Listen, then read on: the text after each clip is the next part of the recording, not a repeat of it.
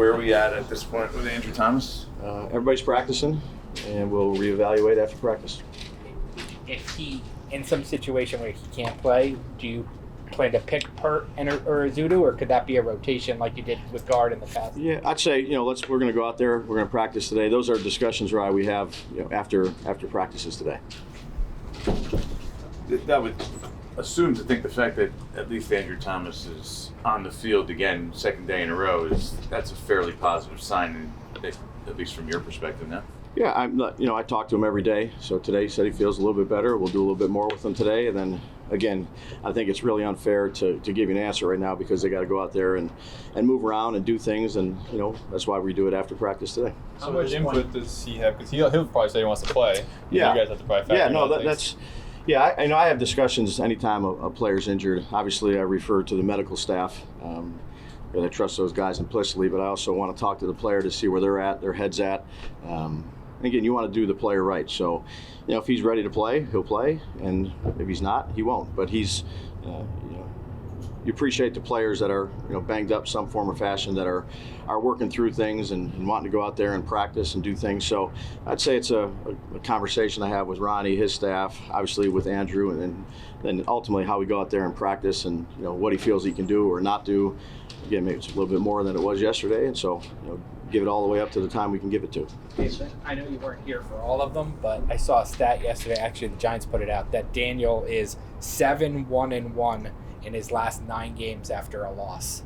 Knowing his mentality, does that surprise you? Like, is that exactly is that where his even keelness pays off?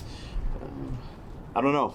I didn't know that stat, to be honest with you. So I think the biggest thing is just to come out there with a good mindset, regardless of what happens the week before, and try to do the best you can with understanding the game plan, executing in practice, and then ultimately, playing well on Sunday. So at this point, nobody's been ruled out for the game? Nope. Waller being limited yesterday, was that part of his plan? Would you expect him to be limited every Thursday after a rest day? I'd say to be determined. He moved around. He moved around good yesterday. So him being limited yesterday, was that the plan coming out of Wednesday?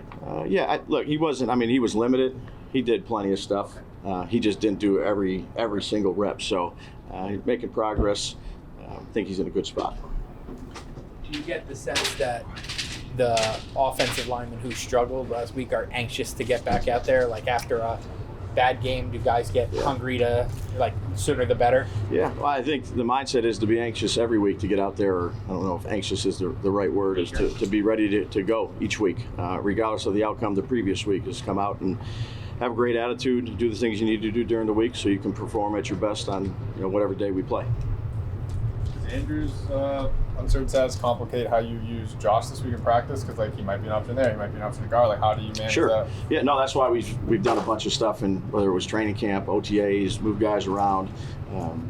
The guys that aren't necessarily the starters, they got to be able to play multiple spots. How do you balance that throughout the week in regards to reps, right?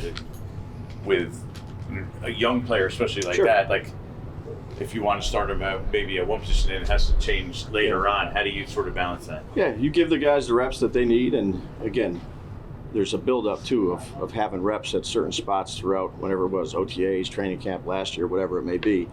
There's time on task with it. Do you feel pressure this week to win this game? I think every week's the same for me. You got to go out there, do the things you need to do during the week to try to put the best possible performances you can on the field. The opener was such a big game because you were able to, build off that and sort of roll off that. Do you have any philosophy or theories on the importance of early season games for that purpose compared to maybe later in the year? Hey, Jordan, my philosophy is every game is important, and that's not coach speak. It isn't. You only get 17 of them. You're only guaranteed 17 of them. So you learn from mistakes. You learn from good games, you learn from poor games. I've said this plenty of times before. And then you move on to the next week. And you're laser focused on the things you need to do. Every game is important. So you treat them with such importance, because they are. You talked two more about critically evaluating things, and if you need to make changes, you have to make changes.